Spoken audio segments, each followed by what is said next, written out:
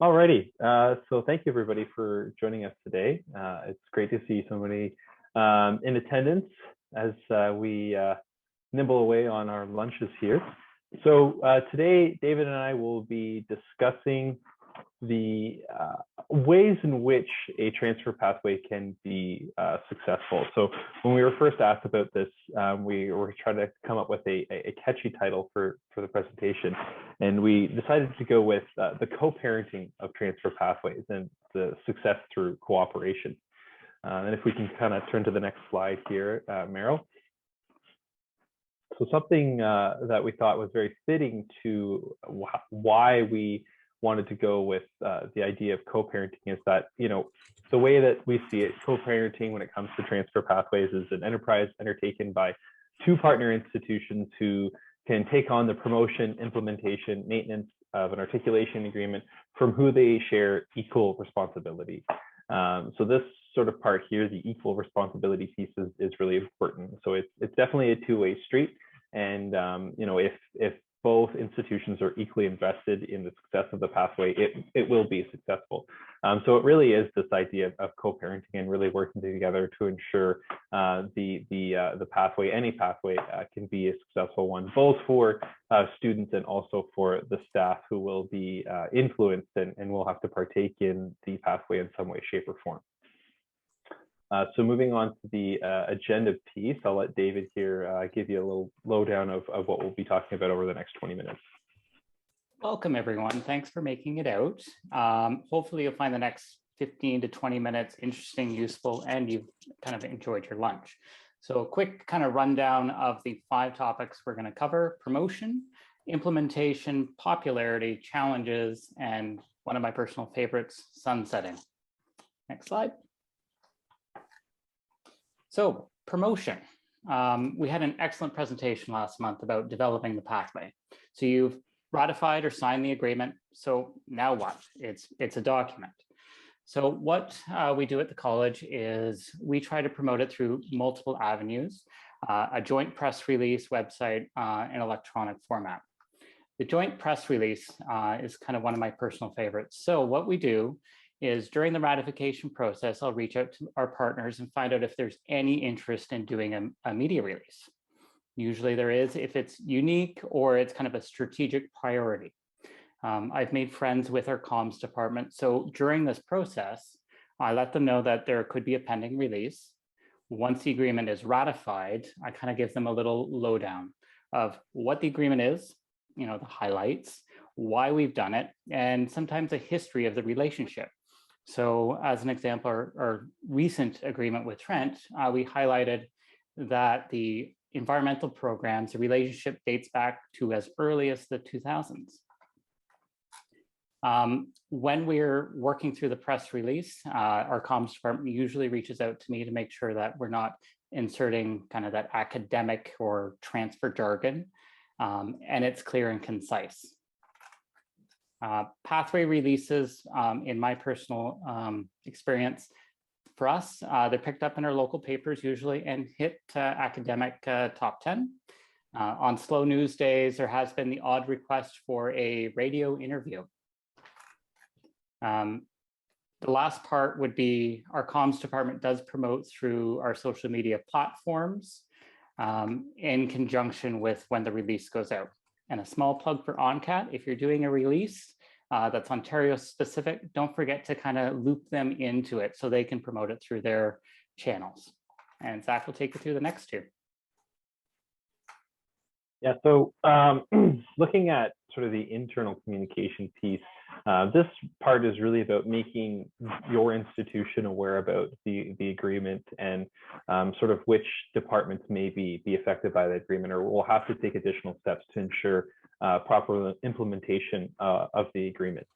So this is not an exhaustive list by any means, but just sort of the key players that will most likely be involved in some way, shape, or form.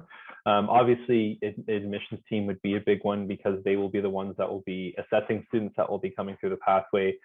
Records may be involved in some way, shape, or form, especially if the program is more joint in nature. If students are progressing naturally through the program as opposed to graduating and then moving on to another institution. So records may be involved in that way. Obviously, recruitment would be a big piece there, making sure that recruitment departments are aware of these agreements so that when they're out talking to students, they're able to promote them. And as well, academic leadership, just so that they are aware that these new agreements are being brought to the institution. It helps with future planning of new agreements, just keeping them aware of what's going on between institutions. So that's obviously a big piece of the promotion aspect of new agreements. And then, of course, on transfer, I'm sure you're all aware of what on transfer does for articulation agreements. It's sort of the centralized database within the province. So putting your new agreement on there is a big piece and sort of obligatory piece to promoting the pathway to individuals throughout institutions across Ontario. And I would say probably is the main way that we get that message across to the individual student. So those would be sort of the ways in which you can promote both internally and through on transfer. Kind of moving on to the next part here, which would be implementation. I mean, it does in a lot of ways kind of cross over with the promotion piece, especially with that first point there. Who at your institution needs to know about this agreement? This would be one of the steps for consideration. So when you're implementing the agreement at your institution, and I'm taking this from the perspective as me being the receiving institution, so I will be receiving the students that are transferring through the pathway. So who at your institution needs to know about this agreement? Obviously, we talked about admissions, we talked about recruitment, but there may be other departments that will need to know about this agreement. I always think of academic advising. So the academic advisors would be the ones advising students that are coming through this agreement about what courses they will still need to take at the institution, how many more years that may take, if they want to switch into another degree, how that would work. So giving them that information ahead of time is really valuable so that they can prepare to address the questions that these students will eventually have. You may also need to contact your financial aid department. There may be a term within the agreement that relates to a bursary or a grant that students can receive by going through this agreement. So making sure that those kind of key partners within your own institution are aware of the agreement is a really important step for implementation. And again, that part also ties into the next 3 points here. What preemptive steps can be taken to ensure a smooth transition for both students and staff? This is obviously a really, really important step when it comes to implementation. What can you do, or what can your office do ahead of time before that first student ever goes through the pathway? So it does that look like informing? Yes, that's going to include informing students or informing staff about the pathway. Because really at the end of the day, you want this to be as smooth for the student as it is for the staff. From a practical perspective, transfer pathways are really ideal for an institution because it allows for transfer students to be assessed more quickly and more efficiently. There's obviously additional steps when it comes to assessing transfer students, mainly because of the knowledge that they're bringing over from their current institution to your institution. So to be able to streamline that process and make it as efficient as possible means that you're able to assess more students more efficiently and be able to provide offers in a more timely manner, which then translates over to hopefully more students being able to accept their offers. You can probably really tell that I'm from an admissions background because that's what I keep focusing on. But that's a big part. So looking at it ahead of time, what can you do? What can your office do to ensure that smooth transition and to ensure that your staff is adequately prepared to service those students that are coming through this pathway? And 2 big points that may come from that, these sort of preemptive steps that you can take would be one, opportunities for automation. With a pathway comes these opportunities that you can kind of develop automated processes that will again allow for that more efficient process for these students to transfer over. One that I kind of think of a lot would be being able to build on the back end of your sort of data process or your data sort of within your own institution would be, being able to build something like a transfer credit block that can be automatically added onto a student's file that's coming from an agreement. So that's something that would be a huge sort of benefit for automation.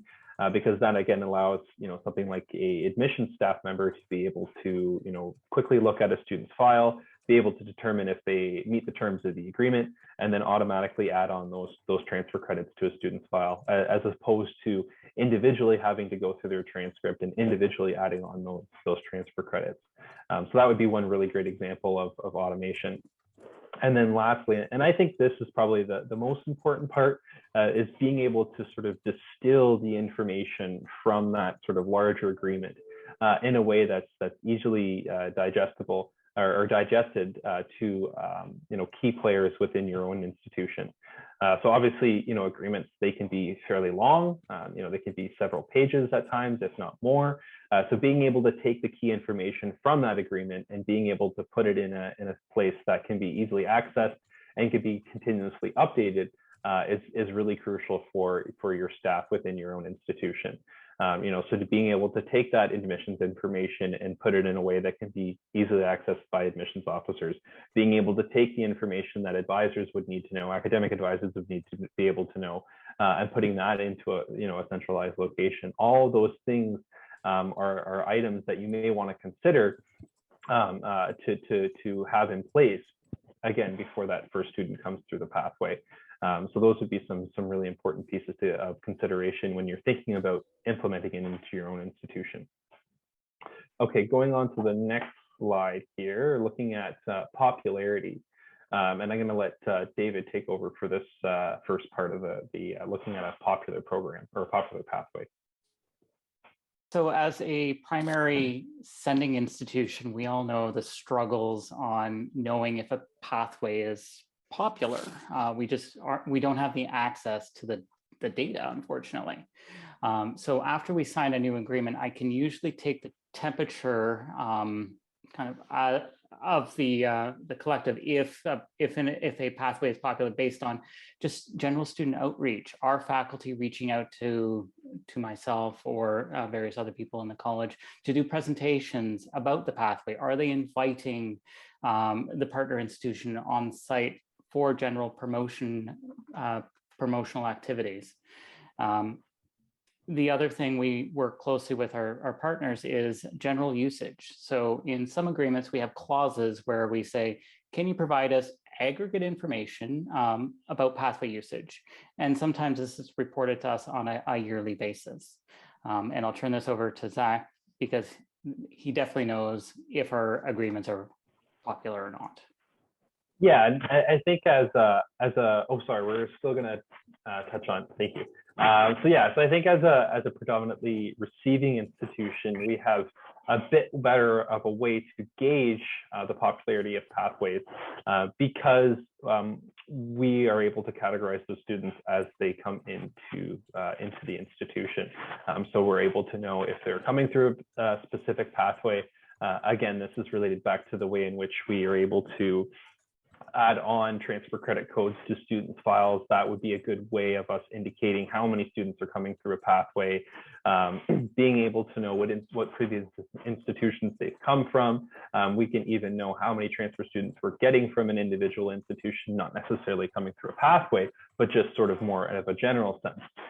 So it's really easy for us to be able to, number one, see if a pathway is popular because we can track those students very easily. But number two, we can see if a particular program from a particular institution that we don't have a pathway with is already popular, and that helps us with building new agreements for future use. So let's say, for example, we have a lot of students that are coming from a program at Fleming. Let's say it's social service worker. And we don't necessarily have an agreement with that social service worker program, but we're seeing year over year, 5, 6, 7 students that are coming from that program to Trent into various programs. But predominantly they're coming to our Bachelor of Social Work program. Then it helps me with making an argument to say, okay, developing a pathway with social service workers to Trent's Bachelor of Social Work program makes sense because we're seeing year over year 5, 6, 7 students transfer into this program already without there being an agreement. So that sort of allows me to have ammunition when I go to senior management and ask them that this may be something that we want to pursue. Or if I go to Fleming and say this is something that we may want to pursue, I have the data to sort of back me up in what I'm requesting. So it makes the argument that much easier because we're able to track these sorts of things. And also too, with pre-existing agreements, we're able to then use that to further,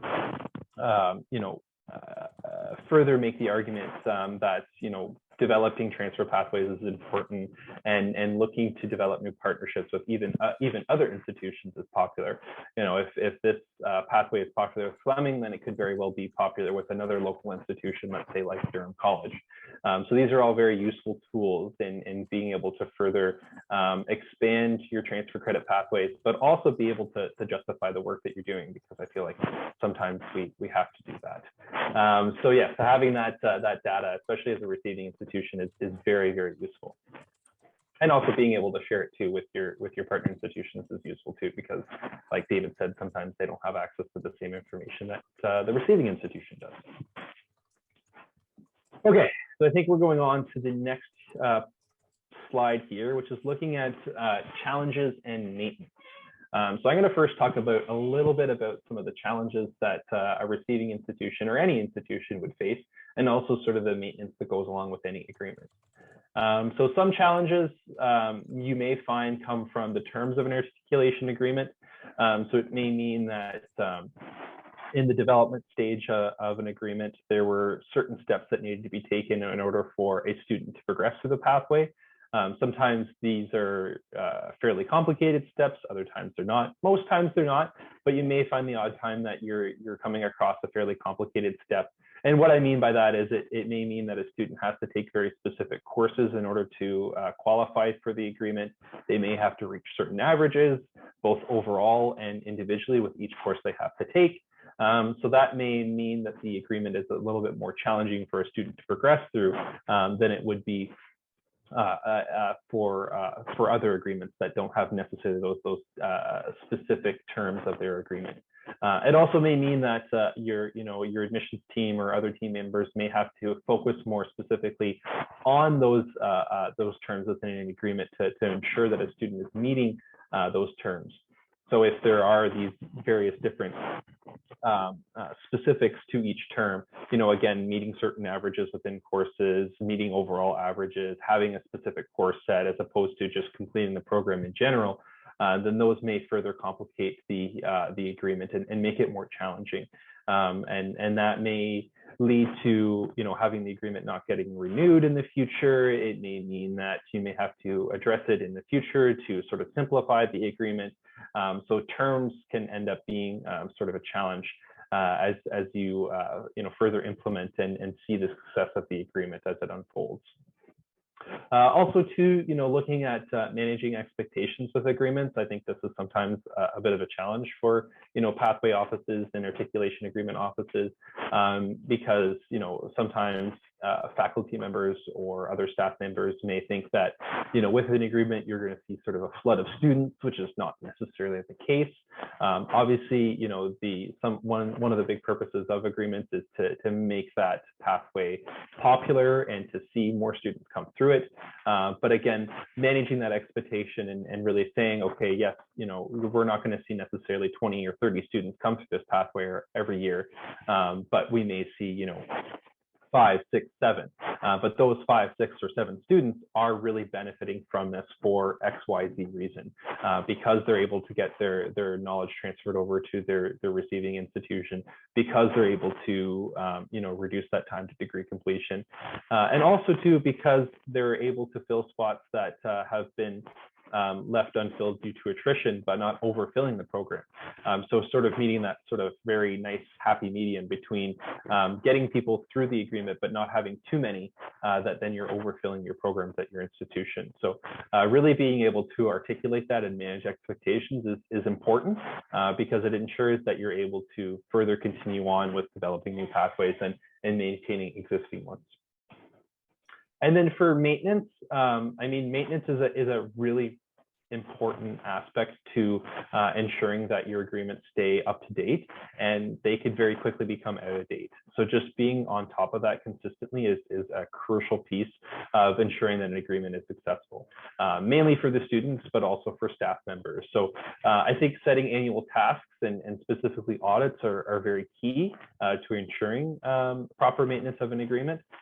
So going through your institution's academic calendar yearly and seeing what changes have been made, staying up to date on any developments. So for us, these sorts of academic developments happen at the Senate level.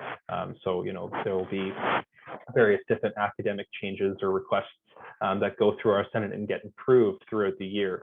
So being on top of those Senate meeting notes and seeing what changes have been made are very important, because then you're able to quickly pivot to what changes have been accepted and being able to make the appropriate changes on your agreements, and also notifying your partner institution about these agreements, so that if that further discussions need to be had, they can be had throughout the year as opposed to only, you know, once or twice a year. So that kind of comes from academic audits, that comes from Senate meetings where, you know, these changes get approved. That may be different at each institution, but for us, that's typically where they happen. Also looking at on-transfer audits. So making sure that your on-transfer database for your own institution is constantly up to date. Because again, with changes to degree requirements from both institutions, sometimes that doesn't get updated all the time on transfer. So by at least doing that audit yearly, you know that you're starting your year off on the right foot and that you're starting your year off with the most up-to-date information that you can possibly have. So making sure that you set those annual tasks, set them up however you want. Typically for us at Trent, we do them twice a year. Usually we do it sort of around at least before the new academic year starts. And then we do it usually in the winter time when it's a little bit slower for us. So obviously, you know, whatever works best for your institution, but make sure that you're trying to do those annually. And now over to David. Thanks, Zach. I really think maintenance is kind of that unsung hero of agreements. You need to make sure the agreement is functioning, and if it's in maintaining good health, it's working. For us, we do audits on program and curriculum. We look at courses, course codes, hours, titles. Did the credential name recently change?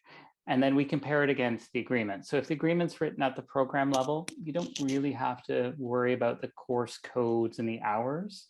But if the agreement's at the course level and the courses are embedded within, you're taking that time to make sure that it's accurate. So when students transfer over and they present that transcript with course X, that it aligns properly. Also intakes. So we do have some agreements that have specific intakes, part of a cycle. So if we've changed the intake from fall to winter, that might impact something. Providing proper notice. What we do is we have a kind of a draft letter we would send out to our partner to say, hello, partner, we have changed course X to course Y. It is impacting this agreement. Here are the terms, as in we have to notify you. If the course outline is available or syllabus, we attach it, and we hope that it doesn't result in a significant renegotiation. The most important thing is open communication. So if you know things are changing, talk to your partners. It's an ongoing relationship. It's not you sign it and you're done, you put it on the shelf and revisit it in 5 years. We look at our agreements in February, March, so they're valid for the upcoming intake. So not that September, but the following September. And we'll go on to my personal favorite slide, sunsetting. So I don't think this is really talked about that much. So finally, I'm going to talk to you about a kind of an awkward topic. You have to call it quits. Like any relationships, sometimes you need to say it's not working for me or it's not working for you. So what do you do? First thing always is look at the terms and conditions on how to actually end it. Agreements are living documents, priorities change, programs change, conditions change, and there might not be a way to kind of reconstitute or repurpose the agreement. So what the first thing I always do is, again, look at the terms and conditions, have an internal conversation. What side of the fence is it not working on? Is it not working on the receiving side or the sending side? Is the agreement coming to kind of that natural end? There's that expiry date, you can kind of let it go off into the sunset, or do you kind of have that difficult conversation with your partner to say, no, we have to think of something else, or just kind of end it? Is there a notice period?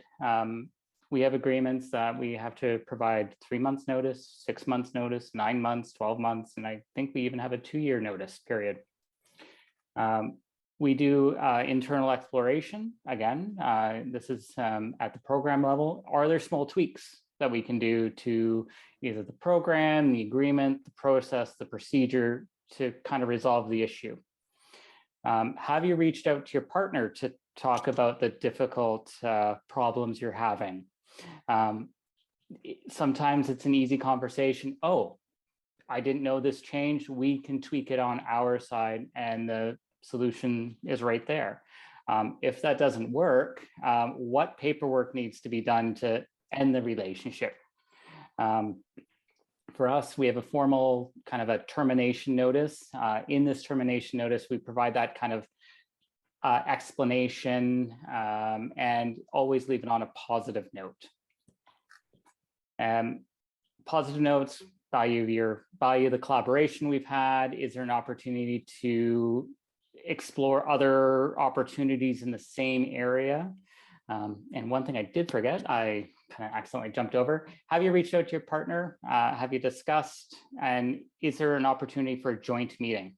So, and Zach, do you have anything else to add to ending our kind of a relationship if we have to? Yeah, I think like a lot of the times, the need for sunsetting agreements comes out of, just the strong relationship that you probably have with your partner institution, and knowing that, because you have to get rid of this one agreement is due to the fact that you may have a stronger agreement for students that was developed after the agreement that you're trying to sunset. I know this is something that happened with us recently, David. So, looking at making, it more streamlined and making it more of an obvious choice for students, I think is really important. Maybe sometimes thinking about it and having too many agreements for students to choose from ends up being sort of a bad thing. But being able to recognize when an agreement is no longer to the best benefit of the student, I think is something that's really important when you are talking about terminating agreements, sunsetting agreements, and looking at the positive side of things, or even being able to have the conversation about, okay, we may be getting rid of this agreement, but perhaps we can look at exploring a new agreement to replace it.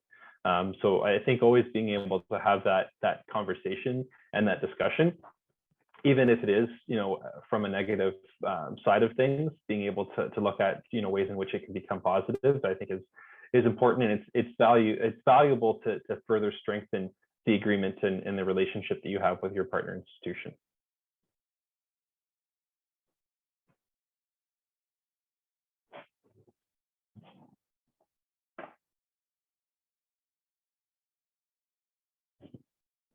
Okay, I guess that's the end, right? Just wanted to double check. Okay, wonderful. Thank you so much. That was a really, really interesting presentation. I have all kinds of questions, but maybe I will open it first to the floor to see if there are any questions from the audience. Yeah, please feel free to jump in and I will stop sharing.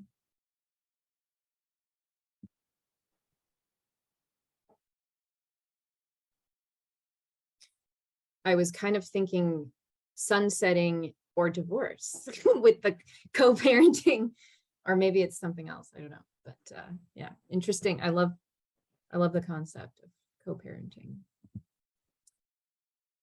Any questions from the audience? I can start. So yes, thank you so much for that presentation. I wondered, I'm just kind of going through like the steps that you outlined. And in terms of promotion, I wondered if you also promote the pathway when you send out the media release. to partners at high school or like before post-secondary? Is that something that you also do? We typically don't, so it would go off to our regional kind of media outlets. And if it's picked up that way, we have had the odd school board individual reach out for more information on, hey, I see this, how does it work? Our students might be interested. I didn't know it existed, but no, we don't directly involve the school boards. Okay, thanks. Yeah. Yeah, I was going to say, I think it's sort of a hard message to get across, I think, to the high schools. They sort of see it as either like one road or the other. I don't know if they necessarily see like that a lot of students will go to both institutions, or that that's something that is sort of a more natural pathway than what it used to be. It seems like, right now they're still of the mindset that students will either go to university or go to college, as opposed to one pathway being college and university. So they don't necessarily look for that type of information. I believe, though, that is changing. I think we're going to see now more and more high schools being open up to the fact that students may want to consider going to both institutions as being one option. And I think at that point, that they may want to hear more about the pathways, especially with like local high schools. I think like local high schools would be interested in knowing about if their local institutions do have sort of a joint partnership. But yeah, like David said, it's not something that we necessarily do right now. Okay, great. Thanks. Any other questions from the audience?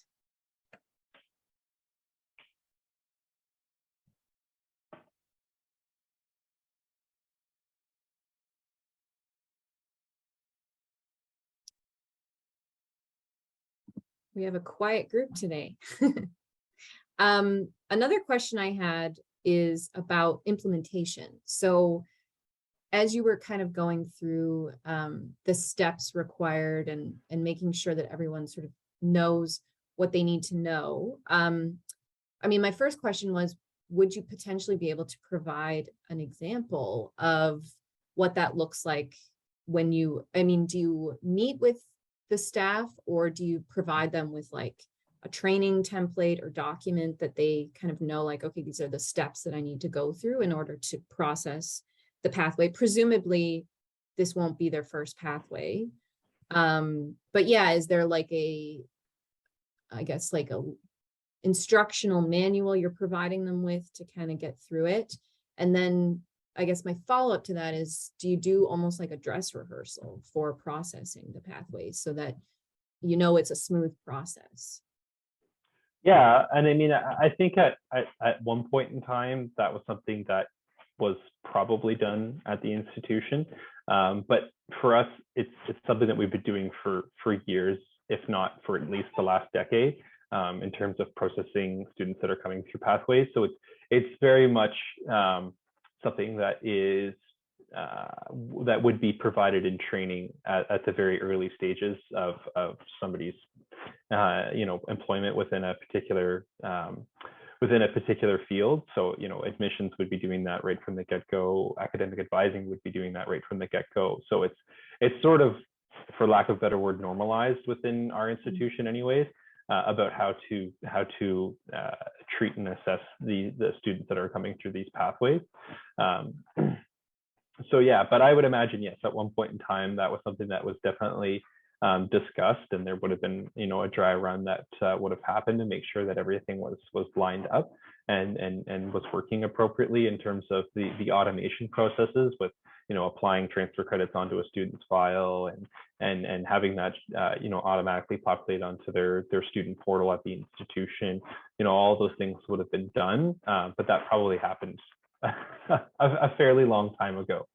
But there are definitely templates and documents that we sort of use that are standardized, that we then would send out to our internal partners, in terms of advising guides. Our advising staff and our recruitment staff uses that a lot. Our sort of centralized databases and things like that that we would give access to our admissions team or advising teams for. Those things are stuff are sort of tools that we use for our internal partners, and we try to keep them sort of as concise as possible, so that they're never really seeing anything new or different. It's sort of new information, but it's always presented to them in the same way. Great. There is a question in the chat. I don't know if David, you wanted to respond at all first. Sure. Great question, Melissa. First thing is make sure your records are complete. So when we started to categorize everything, we would reach out to our partners to say, here's the list of agreements I have on file. Do you have anything else? And sometimes there is that delta, and you're like, oh, I don't have a complete record set. So first thing is make sure your records are up to date and complete. Second, unfortunately for us right now, everything's in Excel. So we have a very large Excel chart that I can share it with you as well, that we kind of categorize and catalog every agreement. So we include a quick summary, when it was signed, who signed it, expiry dates, terms and conditions, and everything we've digitized, so a link to that agreement. So when we're asked how many agreements with, let's say, Trent or Laurier, I can just kind of filter that out and provide it. So making sure your records from 1993 all the way to current are there.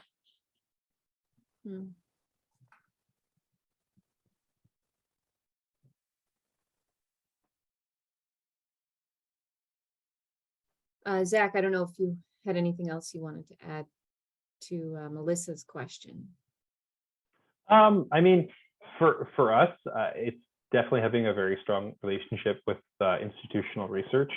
I think is very helpful for us, because they're the ones that can really sort of pull these large data sets in a way that helps us be able to understand where students are coming from, how many, what changes have we seen over the last couple of years. So, working with them is very helpful. But obviously that comes from being able to properly categorize these students as they make their way to Trent. So sort of having those pieces put in place and recognizing the value of that, and making sure that your other departments are aware that you are categorizing these students in such a way is very helpful for any number of reasons.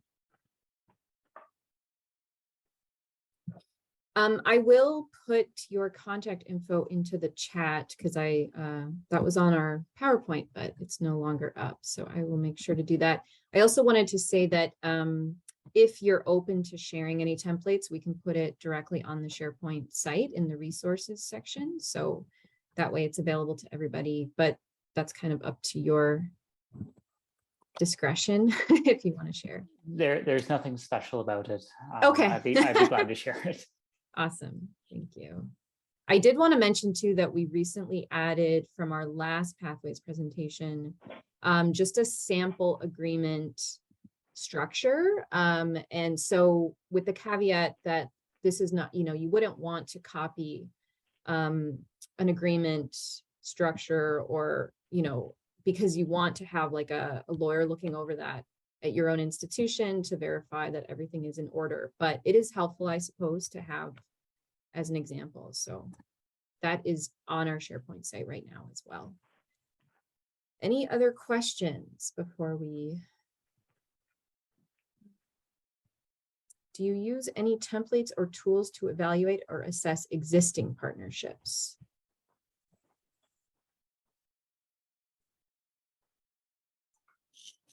Jerry, not really.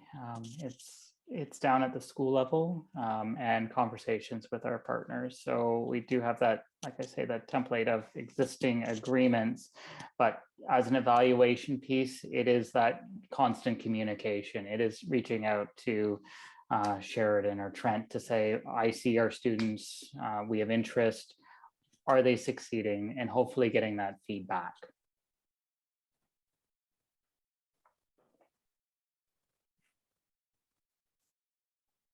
Okay. Yeah, I would say, sorry. Go ahead. I would say, I mean, in terms of keeping track, we do have sort of a transfer trends and data Excel sheet that we update yearly.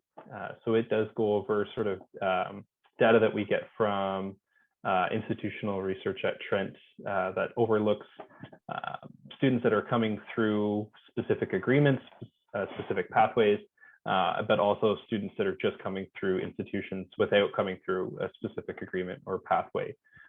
So we do track that yearly, and that sort of gets broken down between specific programs, so like college program trends. So if we're seeing, a large uptake in students that are coming from biotechnology across all institutions from Ontario colleges, looking at specific individual institutions, are we seeing a big uptake in, students coming from Algonquin's biotech program? So we do kind of keep track of that. And again, that helps us with looking at the successes of pathways, but also looks at potential new agreements that could come from popular avenues into Trent from other programs and from other institutions. So yeah, so we do have sort of a general Excel file that would keep track of that every year. Okay, thank you so much. Sorry, I'm multitasking here. Really great presentation. Really appreciate your taking the time to share your learnings with us today. I just wanted to quickly let you know that next week we will be, sorry, not next week, next month, we will be hosting our next Lunch and Learn on student-centered practices in the spirit of Transfer Student Week, National Transfer Student Week. So I'll put a link in the chat to that event. We encourage everyone to participate. ONCAT will be participating as well.